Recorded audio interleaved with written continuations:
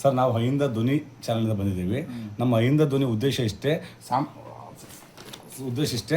ಶೂನ್ಯದಿಂದ ಶಿಖರ ಏರಿದವರಿಗೆ ಒಂದು ಇಂಟ್ರೂ ಮಾಡ್ತಿದ್ವಿ. ನಮ್ಮ ಯುವ ಜನತೆ ಪ್ರೇರಣೆ ಆಗಿಲ್ಲ ಅಂತೇಳಿ ನಮ್ಮ ಕೂಡ್ಲಿ ಭಾಗಕ್ಕೆ ಬಂದಾಗ ಗುಜರಿ ಭಾಷಾ ಸಾಹೇಬ್ ಅವರು ಏನೋ ಅವಿದ್ಯಾವಂತರಾಗಿ ಇವತ್ತು 3 ಫ್ಯಾಕ್ಟ್ರಿ ಕಟ್ಟಿ ರೋಚಕಮಯ ಆಗಿದೆ ಅವರ ವಿಶೇಷವಾದ ಜೀವನ ಅಂತಂದ್ರು ಸರ್. ಹಂಗಾಗಿ ನಿಮ್ಮ ಸಂದರ್ಶನ ಮಾಡ್ತಾ ಬಂದಿವಿ ಸರ್. ಪೈಪ್ ಫ್ಯಾಕ್ಟ್ರಿ ಭಾಷಾ ಸಾಹೇಬ್ ಅವರು ವಿಶೇಷವಾಗಿ ಸಾಧನೆ ಮಾಡಿದ್ರಂತ ಬಂತು. ಮತ್ತು ಅವರು ಓದಿಲ್ಲ, ಸ್ಕೂಲು ಮೆಟ್ಲೆತ್ತದಲ್ಲೇ ಇವತ್ತು 3 ಫ್ಯಾಕ್ಟ್ರಿ ನಡೆಸಿದಂಥ ಮನಗಂಡು ಸರ್. ಹಂಗಾಗಿ ನಿಮ್ಗೆ ವಿಶೇಷ ಸಂದರ್ಶನ ಮಾಡಂತ ಬಂದಿವಿ ಸರ್. ನಮಸ್ಕಾರ ಸರ್. ಸರ್ ನಿಮ್ಮ ಡೇಟ್ ಆಫ್ ಬರ್ತ್ ಎಷ್ಟು ಸರ್? ಡೇಟ್ ಆಫ್ ಬರ್ತ್ 46 ಸ್ವಲ್ಪ ಜೋರಾಗಿ ಹೇಳ್ರಿ. 46 4ನೇ ತಿಂಗಳು 1946 4ನೇ ತಿಂಗಳು ಇಸ್ವಿ. ಅಂದರೆ ಈಗ ಒಂದು 80 ವರ್ಷ ಆಯ್ತು ಅಂದಾಜು ನಿಮಗೆ. 80 ವರ್ಷ. ನಿಮ್ದು ಏನು ಓದಿರಿ ಸರ್ ಶಿಕ್ಷಣ? ಏನು ಓದಿಲ್ಲ. ಏನು ಓದಿಲ್ಲ.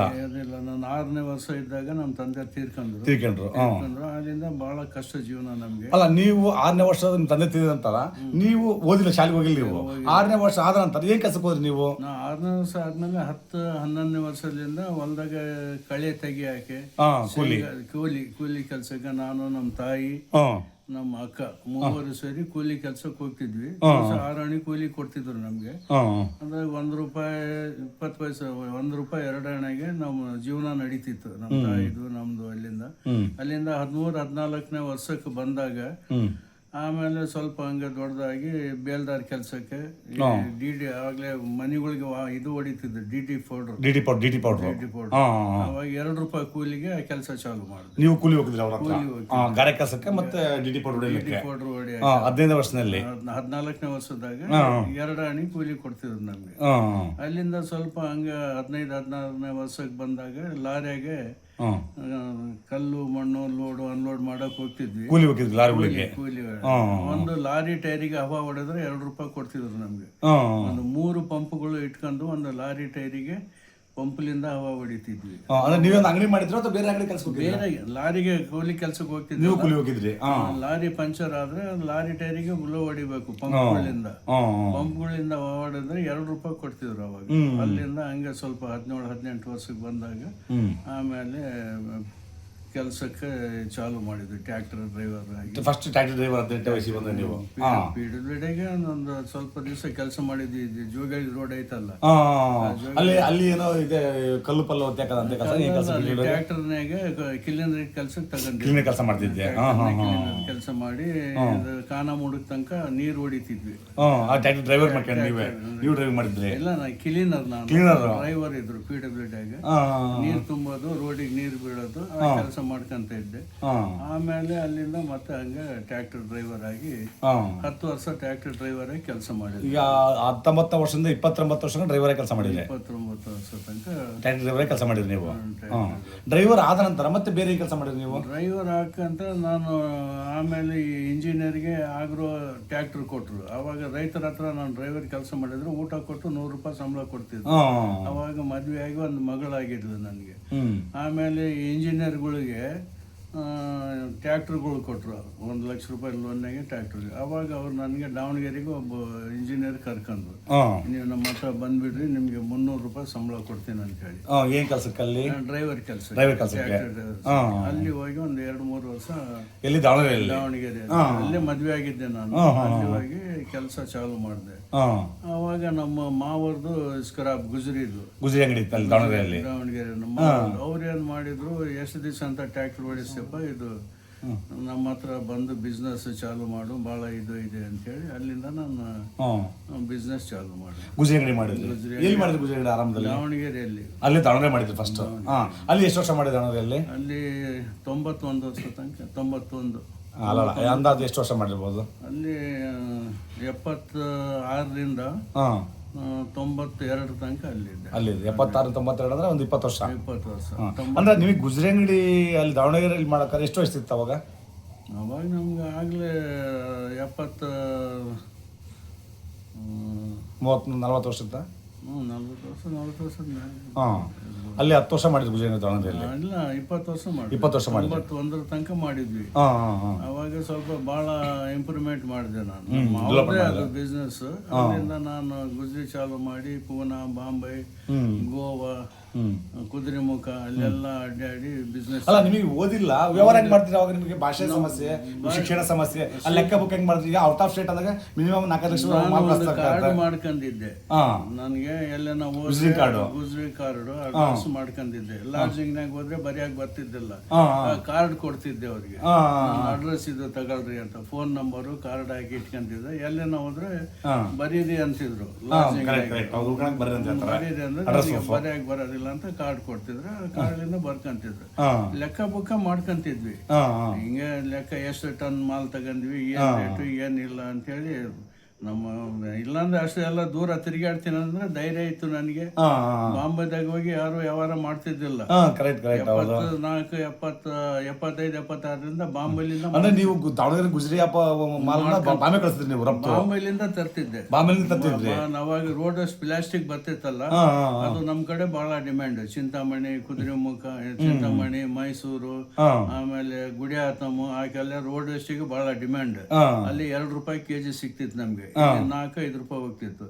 ಅಲ್ಲಿ ಹೋಗಿ ತಿಂಗಳಿಗೆ ಒಂದು 15-20 ಲೋಡ್ ತುಂಬ್ತಿದ್ದೆ ಬಾಂಬೆಲಿಂದ. ಬಾಂಬೆ, ಪೂನಾ, ಅಲ್ಲಿಂದ ಮತ್ತೆ ಬೇರೆ ಕಡೆ ಕಳಿಸ್ತಿದ್ರಿ? ಇಲ್ಲಿ ಅಲ್ಲಿಂದ ಬಂದು ಕರ್ನಾಟಕ ಕಳಿಸ್ತಿದ್ದೆ, ಬೇರೆ ಜಿಲ್ಲೆ ಒಳಗೆ. ಚಿಂತಾಮಣಿಗೆ ಜಾಸ್ತಿ ಒಂದು 10 ವರ್ಷ 12 ವರ್ಷ ಚಿಂತಾಮಣಿ, ಗುಡಿಯಾತಮಿಗೆ ಕಳಿಸಿದ್ದೆ.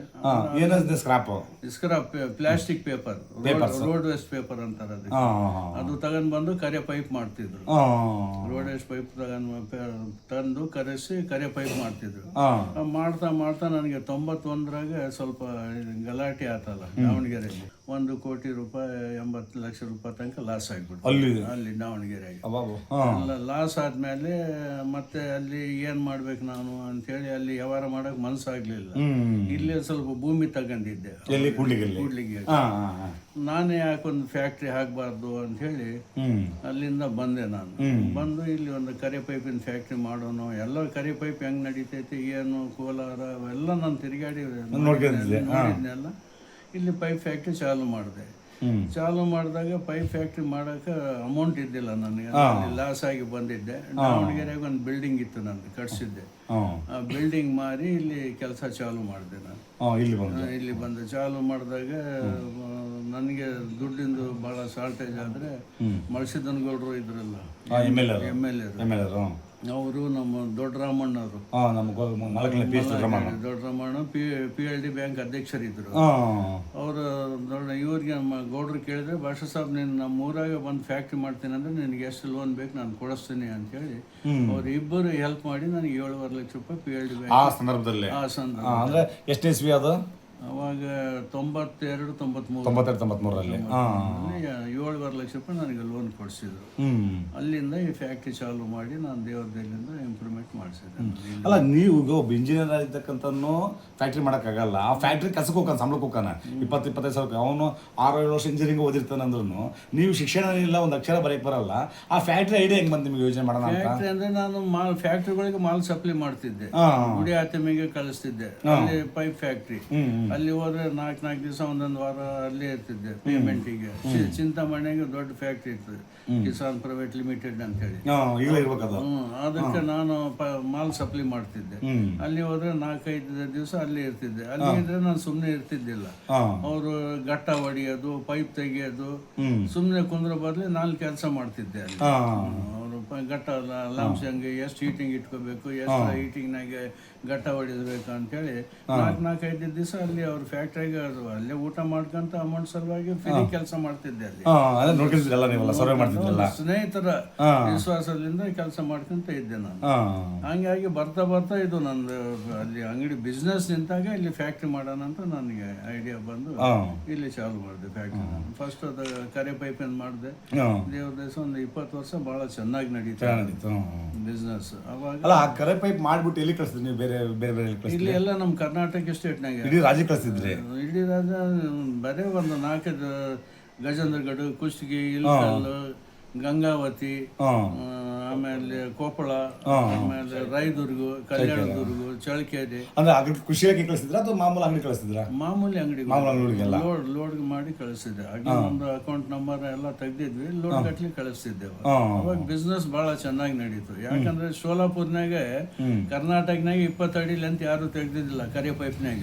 ಕರ್ನಾಟಕನಾಗ ಯಾರು ತೆಗ್ದಿದ್ದಿಲ್ಲ, ರೋಲ್ ತೆಗಿತಿದ್ರು. ಸೋಲಾಪುರ್ ಮಾಲೆಗಾವ್ನಾಗ 20 ಅಡಿ ಲೋನ್ ತೆಗಿತಿದ್ರು, ಲೆಂತ್ 20 ಅಡಿ ಲೆಂತ್ PVC ಅವ್ರು ತೆಗಿತಿದ್ರು. ನಾನು ಮಾಲ್ ತರಕ್ ಹೋದಾಗ ಅವ್ರು ಹೆಂಗ್ ತೆಗಿತಾರೆ ಅಂತ ನೋಡಿ ನಾನು ಯಾಕೆ ಇಲ್ಲಿ 20 ಅಡಿ ಲೆಂತ್ ತೆಗಿಬಾರ್ದು ಅಂತ ಮಹಾರಾಷ್ಟ್ರ ಸೋಲಾಪುರ ತಗೊಂಡ್ ಬಂದು 20 ಅಡಿ ಲೆಂತ್ ಇಲ್ಲಿ ಕರ್ನಾಟಕ ರಾಜ್ಯದ 20 ಅಡಿ ಫಸ್ಟ್ ನಾನೇ ಮಾಡಿದ್ದೆ ರಾಜ್ಯದಲ್ಲಿ ಕರೆ ಪೈಪ್ನಾಗ, ಬ್ಲಾಕ್ ಪೈಪ್ನಲ್ಲಿ. ಆಮೇಲೆ PVC ತೆಗಿತಿದ್ದಾರೆ, PVC ಟೈಪ್ ತೆಗ್ದಿದ್ದು ನಾನು. PVC ಕ್ವಾಲಿಟಿ, PVC ಫಿಟ್ಟಿಂಗ್ಸ್ ಗೆ, PVC ಗೆ ಸೆಟ್ ಆದಂಗೆ ಕರ್ನಾಟಕನಾಗೆ ಚಾಲು ಮಾಡಿದ್ದು ನಾನು. ಫಸ್ಟ್ ನಾನೇ ಕರೆ ಪೈಪ್ನಾಗ 20 ಅಡಿ ಲೆಂತ್ ತೆಗ್ದು. ಅದು ಬಹಳ ಸೇಲ್ಸ್ ಆಗಕ್ ಚಾಲು ಆಯ್ತು. ಅವರು 200 ರೂಪಾಯಿ ಕೊಡ್ತಿದ್ರು, ನಾವು 100 ರೂಪಾಯಿಲಿಂದ 120, 130, 160 ರೂಪಾಯಿಗೆ 3 ಇಂಚ್ 2 ಇಂಚ್ ಹಿಂಗ್ ಕೊಡ್ತಿದ್ವಿ. ಕಡಿಮೆ ಅರ್ಧ ರೇಟಿಗೆ ಕೊಡ್ತಿದ್ವಿ ನಾವು. ಉಳಿತಿದ್ದು ಅರ್ಧ ರೇಟಿಗೆ ಕೊಡ್ತಿದ್ವಿ. ಹಂಗಾಗಿ ನಮ್ಗೆ ಬಹಳ ಸೇಲ್ಸ್ ಆಯ್ತು. ಆ ಸಂದರ್ಭದಾಗ ನೀವು ಫ್ಯಾಕ್ಟ್ರಿ ಮಾಡಿದಾಗ ಎಷ್ಟು ಜನ ಕೆಲಸ ಕೊಡಿದ್ರಿ ನೀವು ಅಲ್ಲಿ?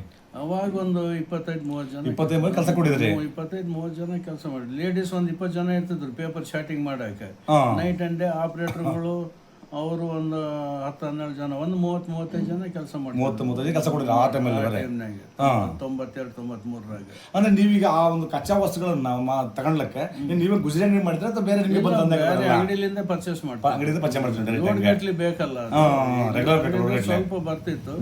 ಮೊದ್ಲೆಲ್ಲ ನಾನು ಸಪ್ಲೈ ಮಾಡ್ತಿದ್ನಲ್ಲ ಪೂನಾ, ಬಾಂಬೆಲಿ, ಗೋವಾದ್ಲಿಂದ MRF ಟೈರ್ ಫ್ಯಾಕ್ಟ್ರಿಗೆ 10-12 ವರ್ಷ ಕಾಂಟ್ರಾಕ್ಟ್ ಇತ್ತು ನಂದು ಪೇಪರ್ ಸಲುವಾಗಿ. ಅಲ್ಲಿಂದ ನಾನು ತಂದ್ಕತ್ತಿದ್ದೆ ಪೇಪರ್. ನಾನು ಹೋಗಿ ಲೇಬರ್ ಕರ್ಕೊಂಡು ಹೋಗಿ ತುಂಬ್ಕೊಂಡು ಬಂದು ಇಲ್ಲಿ ಶಾರ್ಟಿಂಗ್ ಮಾಡಿಸಿ ನಾನು ಪೈಪ್ ತೆಗಿತಿದ್ದೆ. ಮತ್ತೆ ಅದಾದ ನಂತರ ನಿಮಗೆ ಕೊಡೋದು ಐಡಿಯಾ ಹೆಂಗ್ ಬಂತು? ಕೊಡೋದು ಅದು ಮಾಮೂಲಿ, ಅದು ಕೊಡೋದೇನು ಎಲ್ಲ ನೋಡ್ತಿದ್ವಲ್ಲ ಕೊಡಪಾನ. ನಾನು ಫಸ್ಟ್ ಮಿಷಿನರಿ ಪರ್ಚೇಸ್ ಮಾಡಕ್ ಹೋದೆ ಎಲ್ಲಿ ಕಲ್ಯಾಣದುರ್ಗಿಗೆ. ಕಲ್ಯಾಣದುರ್ಗಿಗೆ ಹೋದ್ರೆ ಆತ ಕೊಡಪಾನದು ಫ್ಯಾಕ್ಟ್ರಿ ಹಾಕಿದ್ದೆ ನಾನು. ಪೈಪ್ ಫ್ಯಾಕ್ಟ್ರಿ ಅಂತ ಹೋದೆ. ಪೈಪ್ ಫ್ಯಾಕ್ಟ್ರಿ ಒಂದು ಹಳೇದು ಸಿಕ್ತೈತೆ ಅಲ್ಲಿ ಅಂತ ನಾನು ಕಲ್ಯಾಣದುರ್ಗ ಹೋದೆ. ಕಲ್ಯಾಣದುರ್ಗ ಹೋದ್ರೆ ಆತ ಪೈಪಿಂದೆಲ್ಲ ಕೊಡಪಾನದ್ ಮಾಡ್ತಿದ್ದ. 2-3 ಸರ್ತಿ ಹೋದೆ ನಾನು. ಹೋಗಿ ನೋಡಿ ಆಮೇಲೆ ಆತ ಅಣ್ಣ ನೀನ್ ಯಾಕೆ ಇಲ್ಲಿ ಬುಟ್ಟೆ ಬಸಪ್ಪರು ಅವ್ರು ಇದಾರಲ್ಲ ಅವ್ರ ಪೈಕಿ ಅವರು, ಅಣ್ಣ ನೀನ್ ಯಾಕೆ ಹೊಸ ಮಿಷಿನ್ ತರ್ತೀನಿ, ನಾನೇ ಕೊಟ್ಬಿಡ್ತೀನಿ ಕೊಡಪಾನದಂದ. ಫಸ್ಟ್ ನಾನು ಪೈಪಿಂದ ಮಾಡಿಲ್ಲ, ಕೊಡಪಾನದ್ದು ಹಾಕಿದ್ದೆ. ಸಿಕ್ತೈತಲ್ಲ ಕೊಡಪಾನದ ಮಿಷಿನ್ ಅಂತ ತಗೊಂಡ್ ಬಂದು 2 ಲಕ್ಷ ರೂಪಾಯಿಗೆ ಲೋನ್ ಆತಲ್ಲ ತಗೊಂಡ್ ಬಂದು ಹಾಕಿದ್ದೆ. ಹಾಕಿ 1 ತಿಂಗಳ ನಡೆಸಿದ್ರೆ ಆದ್ರೆ ಏನು ಅದ್ರಾಗ ಬೆನಿಫಿಟ್ ಆಗ್ಲಿಲ್ಲ. ಅದು ಎಲ್ಲೇ ಕಳ್ಸಿದ್ರೆ 1000-1200 ರೂಪಾಯಿ ಕೊಡ ಹೋಗ್ತೈತೆ, 1000 ರೂಪಾಯಿ ಕೊಡ್ತಾರೆ, 1000 ರೂಪಾಯಿ ನಿಲ್ಲಿಸ್ತಾರೆ. ಅವಾಗ ನನಗೆ 18 ಲಕ್ಷ ರೂಪಾಯಿ ಸಾಲ ಇತ್ತು. ಇದು ಫ್ಯಾಕ್ಟ್ರಿ ಮಾಡೋ ಟೈಮ್ನಾಗ ದಾವಣಗೆರೆ ಬಿಟ್ಟು ಬಂದಾಗ 18 ಲಕ್ಷ ರೂಪಾಯಿ ಸಾಲಗಾರದು ಬಹಳ ಬಾಧ ನನಗೆ. ಸಾಲಗಾರದು ಬಹಳ ಇದು ಕೊಡ್ತಿದ್ರು. ನಾನು ಈ ಕೊಡಪಾನದ್ ಮಾಡಿದ್ರೆ ಕೊಡಕ್ಕಾಗೋದಿಲ್ಲ ಅಂತೇಳಿ ಒಂದು 15 ದಿವಸ ಕೊಡಪಾನದ್ ನಡೆಸಿದ್ದೆ. 15 ದಿವಸ 1 ತಿಂಗಳು. ಇದ್ರಾಗಾದ್ರೆ ನಾನು ಆಗೋದಿಲ್ಲ ಅಂತೇಳಿ ಹಿಂದೆಲ್ಲೇ ಹೋಗಿ ದಾವಣಗೆರೆಗೆ ಇದಕ್ಕೆ ಹೋಗಿ ಬೆಂಗಳೂರಿಗೆ ಪೈಪ್ ಮಿಷಿನ್ ತಗೊಂಡ್ ಬಂದೆ. ಮಂಜುನಾಥ್ ಇಂಜಿನಿಯರ್ ಕರೆ ಪೈಪ್ ಮಿಷಿನ್ ತಗೊಂಡ್ ಬಂದು 15 ದಿವಸ 20 ದಿವಸದೊಳಗೆ ಕರೆ ಪೈಪ್ ಮಿಷಿನ್ ಹಾಕಿದೆ. ಒಬ್ಬರು ಗಜೇಂದ್ರ ಗಡ್ಲಿಂದ ಚಿಂತಾಮಣಿಯಾಗ ಪೈಪ್ ತಗೊಂತಿದ್ರು ಅವರು ಬಹಳ ವರ್ಷದಿಂದ. ಅವ್ರು ಬರ್ತಾ ಲಾರಿ ನಿಲ್ಸಿದ್ರು ಇಲ್ಲಿ. ಲಾರಿ ಏನ್ ಆಗ್ತೈತೆ ಅಂತ ನಿಲ್ಸಿ ಒಳಗೆ ಬಂದ್ರು. ನನ್ಗೆ ನೋಡಿದ್ರು, ಭಾಷಾ ಸಾಬ್ ನೀವು ಇಲ್ಲೇ ಇದ್ರಲ್ಲ ಅಂತ. ಹೌದಪ್ಪ ನಾನು ಇಲ್ಲೇ ಇದ್ದೀನಿ, ಈಗ ಅದೆಲ್ಲ ಬಿಟ್ಟು ಬಂದು ಇಲ್ಲಿ ಪೈಪ್ ಫ್ಯಾಕ್ಟ್ರಿ ಹಾಕ್ತಾ ಇದ್ದೀನಿ ಅಂದೆ. ಆ ಪುಣ್ಯಾತ್ಮರು ಸ್ಟಾರ್ಟಿಂಗ್ನಾಗ ಏನಂದ್ರು, ನೀವು ಎಷ್ಟು ಪೈಪ್ ಮಾಡ್ತೀರಿ ಎಲ್ಲ ನನ್ನ ಫ್ಯಾಕ್ಟ್ರಿ ಕೊಡ್ರಿ ಅಂದ್ರು, ನನ್ನ ಅಂಗಡಿಗೆ ಕೊಡ್ರಿ ಅಂದ್ರು ಗಜೇಂದ್ರ ಗಡ್ಗೆ. ಅವಾಗ ನನ್ನ ಹತ್ರ ಬಂಡವಾಳ ಇದ್ದಿಲ್ಲ. ಒಂದು 40,000 ರೂಪಾಯಿ ಪೈಪ್ ಆಯ್ತು. ನಾನು ಇರೋ ಮಾಲ್ನಾಗ 40,000 ರೂಪಾಯಿ ಪೈಪ್ ತಗೊಂಡೋಗಿ ಗಜೇಂದ್ರ ಗಡ್ಗೆ ಹಾಕಿದ್ದೆ. ಪೈಪ್ ನೋಡಿದ್ರು, ಎಲ್ಲ ನೋಡಿ ಮನೆಗೆ ಕರ್ಕೊಂಡೋಗಿ ಊಟ ಗೀಟ ಮಾಡಿಸಿ, ನಮಗೆ ಭಾಳ ಬೇಕು, ವಾರಕ್ಕೆ 1 ಲೋಡ್ ಬೇಕು ಪೈಪ್ ಅಂತ. ಇಲ್ಲ ಸರ್ ಅಷ್ಟು ಬಂಡವಾಳ ಇಲ್ಲ ನನ್ನ ಹತ್ರ, ಇರೋದೇ ಇಷ್ಟಾಗ, ಇದು ಕೊಟ್ಟರೆ ನಾನು ತಗೊಂಡೋಗಿ ಮತ್ತೆ ಮಾಡ್ಕೊಂಡು ಬರ್ಬೇಕಂದ್ರೆ ಮನೆಗೆ ಕರ್ಕೊಂಡೋಗಿ 50,000 ರೂಪಾಯಿ ಅಡ್ವಾನ್ಸ್ ಕೊಟ್ಟರು ನಿಮಗೆ ಮುಂಗಡವಾಗಿ. ನನ್ನ ಮಾಲಿಂದ ರೊಕ್ಕ ಕೊಟ್ಟು ಮತ್ತೆ 50,000 ರೂಪಾಯಿ ಕೊಟ್ಟರು. ಹೋಗಿ 1 ಲೋಡ್ ಗಟ್ಟ ತಗೊಂಡ್ಬಂದು ನೀವು ರೆಡಿ ಮಾಡ್ರಿ ಅಂತ. ಆ ರೊಕ್ಕ ತಗೊಂಡು ಸೀದಾ ಹಂಗೆ ಹೈದ್ರಾಬಾದ್ಗೆ ಹೋದೆ ನಾನು. ಮೊದಲೆಲ್ಲ ಮಾಲ್ ಹೈದ್ರಾಬಾದಿಗೆ ಕೊಡ್ತಿದ್ದೆ. ಅಲ್ಲಿ ಹೋಗಿ ಕೊಟ್ಟಿದ್ರೆ ಅವ್ರು 10 ಟನ್ ಮಾಲ್ ಕೊಟ್ಟರು ನನಗೆ ಹೈದ್ರಾಬಾದ್ನ. ಅಲ್ಲಿಂದ ತಗೊಂಡ್ಬಂದು ಮತ್ತೆ ಚಾಲು ಮಾಡಿ. ಅಲ್ಲ ನೀವು ಇಷ್ಟೆಲ್ಲ ಮಾಡ್ಲಿಕ್ಕೆ ನೀವು ಯಾರನ್ನಾದ್ರೂ ಇಂಜಿನಿಯರಿಂಗ್ ಆಧಾರನ ಅಥವಾ ಯಾರು ಕೆಲಸಕ್ಕೆ ಇಟ್ಕೊಂಡಿದ್ರ ಈ ತರ ಐಡಿಯಾ ಕೊಡಕ್ಕೆ ಲೋನ್ ಸಿಗುತ್ತೆ ಈ ತರ ಮಾಡ್ಬೇಕು ಲೋನಿಗೆ ಅಂದ್ರೆ ಯಾರೋ ನಿಮ್ಮಂತವ್ರು ಇರ್ತಾರಲ್ಲ, ಇಲ್ಲಿ ಕಯ್ಯೂಮ್ ಸಾಬ್ ಅಂತ ಇದ್ರು, ಕೋರ್ಟ್ನಾಗ ಇದ್ರು, ಅವರೆಲ್ಲ ವಿದ್ಯಾವಂತರು ಇದ್ರು, ಅವರು ಸಹಾಯ ಮಾಡಿದ್ರು. ಅಲ್ಲ ನಿಮ್ಮ ಫ್ಯಾಕ್ಟ್ರಿ ಮೇಂಟೆನೆನ್ಸ್ ಹೇಳ್ತಾರೆ ನಾನು, ಫ್ಯಾಕ್ಟ್ರಿ ಲೇಬರ್ ಬೇಕಾಗಿಲ್ಲ, ನಾನೇ ಮಾಡ್ಕೊಂಡು ಎಲ್ಲಿ ಸಿಗುತ್ತೆ ಏನು ಹೆಂಗ್ ಕಳ್ಸ್ಬೇಕು ಏನಂತ ಎಲ್ಲ ನನಗೆ ಗೊತ್ತು. ನೀವು ಯಾರು ಕೆಲಸ ಯಾವ ಇಂಜಿನಿಯರ್ ಮೊದಲಿಲ್ಲ, ಯಾವ ಇಂಜಿನಿಯರ್ ಬೇಕಾಗಿಲ್ಲ, ಇಲ್ಲ ನಾನೇ ಇಂಜಿನಿಯರ್, ನಿಮ್ಮ ಅನುಭವನೇ ಇಂಜಿನಿಯರ್. ನಾನೆಲ್ಲ ನೋಡಿದ್ನಲ್ಲ, ಮತ್ತೆ ನನಗೆ ಓದೋ ಬರೆಯಾಕ ಅಕೌಂಟಿಗೆ ಮೇಂಟೆನೆನ್ಸ್ ಮಾಡಕ್ಕೆ. ಅಲ್ಲ ಆರೋಗ್ಯ ಅಲ್ಲ ಫ್ಯಾಕ್ಟ್ರಿ ಅಂದಾಗ ಲಕ್ಷ ಗಟ್ಟಲೆ ವ್ಯವಹಾರ ತಗೊಂಬೇಕಾಗತ್ತೆ ಕೊಡ್ಬೇಕಾಗತ್ತೆ, ಅವನ್ನೆಲ್ಲ ಹೆಂಗ್ ಯೋಚನೆ ಮಾಡ್ತಿದ್ರಿ ನೀವು? ಈಗ 10 ಲಕ್ಷ ರೂಪಾಯಿ ಅಮೌಂಟ್ ಕೊಡ್ಬೇಕಾಗತ್ತೆ, ಅಲ್ಲಿ ಹೋಗ್ಬೇಕು, ಅಲ್ಲಿ ತಗೊಬೇಕು, ಅಡ್ಡಿಸ್ ಮಾಡಂತಾರೆ, ಆ ಕೆಲವು ಅಕೌಂಟ್ ಸೆಕ್ಸ್ ಮಾಡಕ್ಕಾಗತ್ತೆ, ಕೆಲವು GST ಇಟ್ಟಿದ್ವಲ್ಲ ನಾವು, ಒಂದು ಸ್ವಲ್ಪ ದಿವಸ ನಡೆಸಿದ್ವಿ. ಆಮೇಲೆ ಕಯ್ಯೂಮ್ ಸಾಬ್ ಅಂತ ಕೋರ್ಟ್ನಾಗ ಇದ್ರು, ಅವ್ರು ವಿದ್ಯಾವಂತರು, ಅವ್ರು ನಿನ್ಗೆ ಏನ್ ಸಪೋರ್ಟ್ ಬೇಕಾದ್ರೆ ನಾನು ಫ್ರೀ ಮಾಡ್ತೀನಿ ಅಣ್ಣ ಅಂತ ಬರ್ತಿದ್ರು, ಬಂದು ಕುಂತ್ಕೊಂಡ್ರು, ಬರೆಯೋದು ಮಾಡೋದು ಬರೆದ್ರು. ಆಮೇಲೆ ಹಿಂದೆಲೆ ನಮ್ಮ ಆಡಿಟರ್ ನಟರಾಜ್ ಅಂತ ಇದಾರಲ್ಲ, ಅವ್ರಿಗೆ ಕಾಂಟ್ಯಾಕ್ಟ್ ಮಾಡಿ KST ನಂಬರ್ ತೆಗ್ಸಿದ್ರು, ಎಲ್ಲ ಅವ್ರು ಕಯ್ಯೂಮ್ ಸಾಬ್ ಹೆಲ್ಪ್ ಮಾಡಿದ್ರು.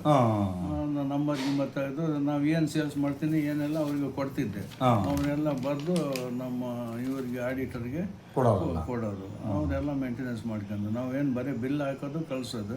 ಬಿಲ್ ನಾನು ಎಲ್ಲೇನೋ ಹೋಗ್ಬೇಕಾದ್ರೆ ಬಿಲ್ ಬರಿಬೇಕಾದ್ರೆ ಅವ್ರು ಬರ್ತಿದ್ರು, ಅಣ್ಣ ಹಿಂಗೆ ಗಜೇಂದ್ರ ಗಡಿಗೆ ಲೋಡ್ ಕಳಿಸ್ಬೇಕು ಇಷ್ಟು ಪೈಪು, ಅವ್ರು ಬಂದು ಬಿಲ್ ಹಾಕಿ ಕೊಡ್ತಿದ್ರು. ಸಾಯಂಕಾಲ ನಾಳೆ ಹೋಗ್ಬೇಕಾದ್ರೆ ಇವತ್ತೇ ಬಿಲ್ ರೆಡಿ ಮಾಡಿಸ್ಕೊಂಡು ಬಿಡ್ತಿದ್ದೆ, ಅವ್ರು ಮಾಡಿಸ್ಕೊಂಡು ತಗೊಂಡೋಗಿ ಅನ್ಲೋಡ್ ಮಾಡಿ ಬರ್ತಿದ್ವಿ. ಅದಕ್ಕೇನು ನಾನು ಯಾರಿಗೆ ಇಂಜಿನಿಯರ್ಗೆ ಯಾರಿಗೆ ಇಟ್ಟಿಲ್ಲ, ಯಾವ ವಿದ್ಯಾವಂತರಿಗೆ ಇಟ್ಟಿಲ್ಲ. ಬರ್ತಾ ಬರ್ತಾ ಸ್ವಲ್ಪ ಮ್ಯಾನೇಜರ್ ಅಂತೇಳಿ ಇಟ್ಕೊಂಡಿವಿ ನಿಮ್ಮ ಒಂದು ಕಂಪನಿಗೆ. ಅವಾಗ ನಮ್ಮ ಕೋನ ಯರ್ಸ್ವಾಮಿ ಏನಾಯ್ತು ಎಜುಕೇಶನ್ ಯರ್ಸ್ವಾಮಿಗೆ? ಏನು SLC ಏನೋ ಓದಿರ್ಬೋದು, ಅದ್ರ ಲೆಕ್ಕಪತ್ರ ಎಲ್ಲ ಬರೀತಿದ್ದ ಯರ್ಸ್ವಾಮಿ, ಅವನಿಗೆ ಇಟ್ಕೊಂಡಿವಿ ಅಲ್ಲಿ ಮ್ಯಾನೇಜರ್ ಅಂತೇಳಿ. ಆ ಹುಡುಗ ಎಲ್ಲ ಭಾಳ ಮೇಂಟೆನೆನ್ಸ್ ಮಾಡ್ದ. ಆಮೇಲೆ ಕೊತ್ಲಪ್ಪ ಅಂತ ಸ್ಟಾರ್ಟಿಂಗ್ನಾಗೆ ಕೊತ್ಲಪ್ಪಗೆ ಇಟ್ಕೊಂಡೆ ಅಂತ, ಅಲ್ಲಿ ಕೆಳಗೆ ಮನೆಗೆ ಇರೋದೆ, ಅವನಿಗೆ ಇಟ್ಕೊಂಡೆ. ಆತ ಮಾಡ್ತಾ ಆಟಕ್ಕೆ ಟೀಚರ್ ಕೆಲಸ ಬಂತು. ಅಣ್ಣ ನಾನು ಟೀಚರ್ ಕೆಲಸಕ್ಕೆ ಹೋಗ್ತೀನಿ ಅಂದ, ಹೋಗಪ್ಪ ಒಳ್ಳೇದಲ್ಲ. ಆಮೇಲೆ ಇನ್ನು ರಾಜು ಸಾಬ್ ಅಂತೇಳಿ ಬಂಡೆ ಬಸಪ್ಪ ನನಗೆ ಇಟ್ಕೊಂಡೆ, ಅವನು ಓದಿದ್ದ, ಅವನಿಗೆ ಮಾಡ್ತಾ ಅವನಿಗೆ ಟೀಚರ್ ಕೆಲಸ ಬಂತು, ಅವನು ಓದ. ಮತ್ತೆ ಏನ್ ಮಾಡೋಣ ಅಂತಂದ್ರೆ ಯರ್ಸ್ವಾಮಿ ಅಂತ ಇದ್ದ, ಯರ್ಸ್ವಾಮಿಗೆ ಇಟ್ಕೊಂಡ್ರೆ ಭಾಳ ವರ್ಷ ಒಳ್ಳೆ ಇದು ಮಾಡಿ ನಮ್ಮ ಫ್ಯಾಕ್ಟ್ರಿ ನಡೆಯೋ ತನಕ ಇದ್ದ, ಎಲ್ಲ ನೋಡ್ಕೊಂತಿದ್ದಾನೆ. ಆತನ ಪೇಮೆಂಟ್ ತರೋದು, ಹೋಗೋದು, ಮಾಡೋದು ಎಲ್ಲ ನೋಡ್ಕೊಂತ. ಪೇಮೆಂಟಿಗೆ ನಾನೇ ಹೋಗ್ತಿದ್ದೆ, ಲಾರಿಗೆ ಲೋಡ್ ಮಾಡ್ಕೊಂಡು ಹೋಗ್ತಿದ್ದೆ, ಅನ್ಲೋಡ್ ಮಾಡಿ ಪೇಮೆಂಟ್ ಇಸ್ಕೊಂಡು. ಆದ್ರೆ ಅವಾಗ ಕ್ಯಾಶ್ ಪೇಮೆಂಟ್ ಕೊಡ್ತಿದ್ರು ನಾವು, ಆಗಿಂದಾಗಲೇ ಕ್ಯಾಶ್ ಇನ್ ಕ್ಯಾರಿಯರ್ ತಗೊಂಡು ಬಂದು ಮಾಡಿದ್ವಿ. ಹಂಗಾಗಿ ಮತ್ತೊಂದು ಈಗ ರೋಡಿಗೆ ಹೋಗ್ತೈತಿದ್ದು ಫ್ಯಾಕ್ಟ್ರಿ ಅಂತ ನನಗೆ ಗೊತ್ತಾಯ್ತು. ರೋಡ್ ಇದು ಮಾಡಿದಾಗ ಹೋಗ್ತೈತೆ ಅಂದ್ರೆ ನಂದಲ್ಲಿ ಜಮೀನಿತ್ತು, ಅದು ನಮ್ಮ ತಂದೆ ತಾಯಿ ಜಮೀನು ಬಡ್ಲಡ್ಕಿ ರೋಡ್ನಾಗ. ಅಲ್ಲಿ ಹೆಂಗನ ಮಾಡೋಣ ಅಂತ ಹೇಳಿ ನಾನು ಇನ್ನೊಂದು ಫ್ಯಾಕ್ಟ್ರಿಗೆ ಅಲ್ಲಿ ಚಾಲು ಮಾಡಿದೆ. ಅಕಸ್ಮಾತ್ ಅಲ್ಲಿ ಫ್ಯಾಕ್ಟ್ರಿ ಮಾಡಿದ್ರಿ?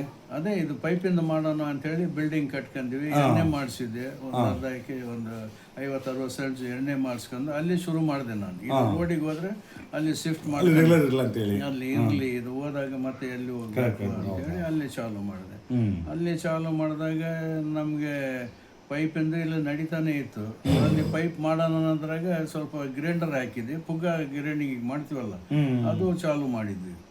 ಅದು ಚಾಲು ಮಾಡಿದಾಗ ನಮ್ಗೆ ಕರೆಂಟಿಂದ ಉಳಿತಾಯ ಭಾಳ ಇತ್ತು. ಅದ್ರಾಗ ಏನ್ ಗ್ರೈಂಡರ್ ಅಂದ್ರೆ ಏನದು? ಅದು ಪ್ಲಾಸ್ಟಿಕ್ ಪುಡಿ ಮಾಡೋದು, ಪ್ಲಾಸ್ಟಿಕ್ ಚೀಲ ಅಲ್ಲ, ಕೊಡಪಾನ, ಹಳೆ ಪ್ಲಾಸ್ಟಿಕ್ ಎಲ್ಲ ಬರ್ತೈತಲ್ಲ, ಅದ್ರಾಗ ಒಂದು 15-20 ಕ್ವಾಲಿಟಿ ಆಗ್ತೈತೆ. ಅದು ಎಲ್ಲ ಕಲರ್ ಶಾರ್ಟಿಂಗ್ ಮಾಡಿ ಗ್ರೈಂಡಿಂಗ್ ಚಾಲು ಮಾಡಿ ಹೈದ್ರಾಬಾದ್ಗೆ ಚಾಲು ಮಾಡಿದೆ. ಅದು ಚಾಲು ಮಾಡಿದಾಗ ನನಗೆ ಪೈಪ್ಗಿಂತ ಅದೇ ಅನುಕೂಲ ಆಯ್ತು. ಅದ್ರಾಗ ಒಂದು 20-30 ಜನ ಲೇಬರ್ ಕೆಲಸ ಮಾಡ್ತಾರೆ, ಈಗಲೂ ಮಾಡ್ತಾರೆ. ನನಗೆ ಮಾಡೋದು ಇಲ್ಲಿ ಕೂಡ್ಲಿಗೆ ಬಂದು ಮಾಡೋ ಇಂಡಸ್ಟ್ರಿಯಲ್ ಮಾಡೋ ಅವಶ್ಯಕತೆ ಏನಂದ್ರೆ, ನನ್ಗೆ ₹2 ಕೂಲಿ ಕರಿತಿದ್ದಿಲ್ಲ ಕೂಡ್ಲಿಗೆ ಯಾರು. ಮೊದಲು ಆರಂಭ ದಿನದಲ್ಲಿ ನಾನು ಬ್ಯಾರ್ಯಾರ ಮನೆದಾಗ ಕಾಯ್ಕಂತ ಕುಂದಿರ್ಬೇಕಾಗುತ್ತೆ ಕೆಲ್ಸಕ್ಕೆ ಹೋಗಿ. ಎಲ್ಲಿ ಮುಣಗ್ಲಿ, ನಾನು ₹2 ಕೂಲಿಯಿಂದ ಬಂದನು. ಏನಿಲ್ಲ ಅಂದ್ರೆ ಮತ್ತೆ ನಾನು ಟ್ರ್ಯಾಕ್ಟರ್ ಡ್ರೈವರ್ ಮಾಡಿ ನನ್ನ ಮಕ್ಕಳಿಗೆ ನಾನು ಸಾಕಂತೀನಿ. ಒಟ್ಟು ನಾನು ಕೂಡ್ಲಿಗೆ ಫ್ಯಾಕ್ಟ್ರಿ ಮಾಡ್ಬೇಕು. ಇಲ್ಲಿ ಫ್ಯಾಕ್ಟ್ರಿ ಮಾಡೋ ಟೈಮ್ನಾಗ ನನಗೆಲ್ಲ ಕೈ ಬಿಟ್ಬಿಟ್ರು. ಚಿಂತಾಮಣಿಯವರು, ಹೈದ್ರಾಬಾದ್ನವರು ಎಲ್ಲ ನನ್ನ ಸ್ನೇಹಿತರು ದೂರ ಆಗ್ಬಿಟ್ರು. ಇಲ್ಲಿ ಫ್ಯಾಕ್ಟ್ರಿ ಮಾಡಿ ಲಾಸ್ ಆಗ್ತಾನೆ ಇದನ್ನ ಕೊಟ್ಟಾಗ ಏನ್ ಮಾಡ್ಬೇಕಂತ ಹೇಳಿ ನಾನು ಮಾಡೇ ತಿರ್ತೀನಿ. ಕೊನೆಗೆ ರೋಡಸ್ ಗಟ್ಟ ಹೊಡೆದು ಕೊಟ್ರೇನು ನನಗೆ 10 ರೂಪಾಯಿ ಉಳಿತೈತೆ ಅಂತೇಳಿ ನಾನು ಇಲ್ಲಿ ಮಾಡಿದೆ. ಅವಾಗಲಿಂದ ಒಂದು 50 ಜನ, ಈಗ 100 ಜನ ಕೆಲಸ ಮಾಡ್ತಿದ್ದಾರೆ. ನಿಮ್ಮ ಹತ್ರ 100 ಜನ ಕೆಲಸ ಮಾಡ್ತಿದ್ದಾರೆ. ಹೌದು. ಆ ಒಂದು ಗ್ರೈಂಡಿಂಗ್ ಫ್ಯಾಕ್ಟ್ರಿ ಹತ್ರ ಮತ್ತು ಪೈಪ್ ಫ್ಯಾಕ್ಟ್ರಿ, ಇನ್ನೊಂದು ದಾನ ಫ್ಯಾಕ್ಟ್ರಿ ಐತಲ್ಲ ಅಲ್ಲಿ ಮುಂದೆ, ಪ್ಲಾಸ್ಟಿಕ್ ಗ್ರಾನ್ಯುವಲ್ ಜಿಂದಾಲ್ ತಗೊಂಡ್ ಬಂದು ಮಾಡ್ತೀವಲ್ಲ, ಅದ್ರಾಗ ಸ್ವಲ್ಪ ಹೆಚ್ಚು ಕಡಿಮೆ ಒಂದು 100 ಜನ ಲೇಬರ್ ಈಗ ನಮ್ಮ ಹತ್ರ ದುಡಿತಾ ಒಂದು ದಿನಕ್ಕೆ 100 ಜನ. 100 ಜನ. ಸರ್, ಅದ್ರ ಜೊತೆಗೆ ನೀವು ಒಬ್ಬ ಗುಜರಿ ವ್ಯಾಪಾರ ಆಗ್ತೀರಾ, ಒಂದು ಫ್ಯಾಕ್ಟ್ರಿ ಮಾಡ್ತೀರಾ, ರಾಜಕೀಯ ನಿಮ್ಮ ಹೆಂಡ್ತಿನ ನೀವು ನಗರಸಭೆ ಅಧ್ಯಕ್ಷನ ಪಟ್ಟಣ ಪಂಚಾಯತ್ ಅಧ್ಯಕ್ಷನ ಮಾಡ್ತೀರಾ, ಅದು ಹೆಂಗ್ ಬಂತು ನಿಮಗೆ? ಅದೇ ಅಂದ್ರೆ ನಾವು ನಬಿ ಸಾಹೇಬರಿಂದ ಭಾಳ ತಿರುಗಾಡ್ತಿದ್ವಿ. ಯಾರು ಮಾಜಿ ಸಚಿವರು ನಬಿ ಸಾಹೇಬರು ನನಗೆ ಭಾಳ ಆತ್ಮೀಯರಾದರು. ಪ್ರತಿಯೊಂದಕ್ಕೆ ಎಲ್ಲಿ ಹೋದ್ರೂ ಅವ್ರ ಜೊತೆಗೆ ಬೊಮ್ಮಣ್ಣವ್ರ ಜೊತೆಗೆ ಬೊಮ್ಮಣ್ಣರು ಪೈಪಿಗೆ ಬರ್ತಿದ್ರು ನಮ್ಮ ಹತ್ರ. ಪೈಪಿಗೆ ಬಂದಾಗ ಬರ್ತಿದ್ರು, ಭಾಷಾ ಸಾಬ್ ಬಾ ಹೋಗೋಣ. ಯಾಕಂದ್ರೆ ಪ್ರತಿ ಒಂದು ಹಳ್ಳಿಯರು ಪರಿಚಯ ನನಗೆ, ರೈತರೆಲ್ಲ ಪರಿಚಯ ಪೈಪಿಗೆ. ಎಲ್ಲಿ ಹೋದ್ರೂ ಜನ ನನ್ನ ಏನ್ ಸಾಹೇಬ್ರೆ ಏನ್ ಬಂದ್ರಲ್ಲ ಅಂತಿದ್ರು. ಹಂಗಾಗಿ ಬೊಮ್ಮಣ್ಣವ್ರಿಗೆ ಬಹಳ ಖುಷಿ. ಏನಪ್ಪ ಪ್ರತಿ ಒಂದು ಹಳ್ಳಿಯಾಗೆ ನಿನ್ಗೆ ಜನ ಇದಾರಲ್ಲ, ನೀನ್ ಬಾ, ನನ್ನ ಹಿಂದೆ ಬರ್ಬೇಕಂತ. ಬರ್ತೀನಣ್ಣ, ನಾನೇನು ರಾಜಕೀಯದಲ್ಲ, ನಾನು ಪೈಪ್ ಕೊಡ್ತೀನಲ್ಲ ಎಲ್ಲರಿಗೆ. ಚಿತ್ರದುರ್ಗ ಆಗ್ಲಿ, ಭೀಮ್ ಸಮುದ್ರ, ಸಿದ್ದೇಶಪ್ಪರು ಅವರು ಲೋಡ್ ಗಟ್ಲೆ ಪೈಪ್ ತರಿಸಿದ್ರು ಭೀಮ್ ಸಮುದ್ರದಾಗ ನನ್ನ ಹತ್ರ. ಹಿಂಗಾಗಿ ನನಗೆ ಪರಿಚಯ. ಸಿದ್ದೇಶಪ್ಪರು ಹೋದ್ರೆ ಬಾರಯ್ಯ ಯಾವಾಗ ಬಂದೆ ಅಂತ ಕರೀತಿದ್ರು ನನಗೆ. ಹಿಂಗೆ ಮಾಡಿ ಅದಕ್ಕೆ ಜನ ಪರಿಚಯ. ಅಂದ್ರೆ ಇದು ನನ್ನ ಪರಿಚಯ ಆಗಿದ್ದಕ್ಕೆ ಇವರೇ ಹಿಂಬಾಲ ಎತ್ತಿತ್ತಿದ್ರು. ನಬಿ ಸಾಬು, ಆಮೇಲೆ ಬೊಮ್ಮಣ್ಣವರು. ಲಾಸ್ಟ್ ಪಟ್ಟಣ ಪಂಚಾಯತಿ ಎಲೆಕ್ಷನ್ ಬಂದ್ರೆ ನಮ್ಮ ಹೆಣ್ಮಕ್ಳಿಗೆ ಬಂತು. ಇಲ್ಲ ಸರ್, ನಾನು ನಿಲ್ಸೋದಿಲ್ಲ, ನನಗೆ ಬೇಡ ಅಂದ್ರೆ, ನೀನು ನಿಲ್ಲಿಸ್ಲೇಬೇಕು, ನೀನು ನಿಲ್ಲಿಸ್ಲಿಲ್ಲ ಅಂದ್ರೆ ನಾವು ಜನರ ಹತ್ರ ಮುಖ ತೋರ್ಸೋಕ್ಕಾಗೋದಿಲ್ಲ. ಇಷ್ಟು ವರ್ಷ ಭಾಷಾ ಸಾಬ್ ಬೈದ ನೀವು ಏನು ಮಾಡಿದ್ರಿ ಅಂತ ಕೇಳ್ತೀರಿ, ಈಗ ಮುಂದೆ ಎಲೆಕ್ಷನ್ ಐತೆ, ನನಗೆ ನಾನು ಹೋಗಿ ಬೇರೆ ಹತ್ರ ಮುಖ ತೋರಿಸ್ಬೇಕಾ ಬೇಡ ಅಂತೇಳಿ ನಬಿ ಸಾಬು, ಸಿರಾಜ್ ಶೇಖು, ಬೊಮ್ಮಣ್ಣವ್ರು ಎಲ್ಲ ಸೇರಿ ನಮ್ಮ ಹೆಣ್ಮಕ್ಳಿಗೆ ನಿಲ್ಸಿದ್ರು. ಅದೇ 4ನೇ ವಾರ್ಡ್ ಆಜಾದ್ ನಗರ್ ನಿಲ್ಸಿದ್ರು. ನಾವು ಅನ್ಕಂಟೆಸ್ಟ್ ಗೆಲ್ತಿದ್ವಿ ನಮ್ಗೆ. ಆಮೇಲೆ ಬಿಜೆಪಿಯವರು ನಮ್ಮ ಬಸವರಾಜಣ್ಣ, ಜುಮ್ಮನಹಳ್ಳಿ ಬಸವರಾಜಣ್ಣ, ಅವ್ರು ಭಾಷಾ ಸಾಬ್ ನಿಲ್ದ್ರೆ ಮುನ್ಸಿಪಾಲ್ಟಿಗೆ ಬೇಕಪ್ಪ, ಬಿಜೆಪಿಯವ್ರಿಗೆ ಹಾಕ್ಬೇಡ್ರಿ ಅಂದ್ರು.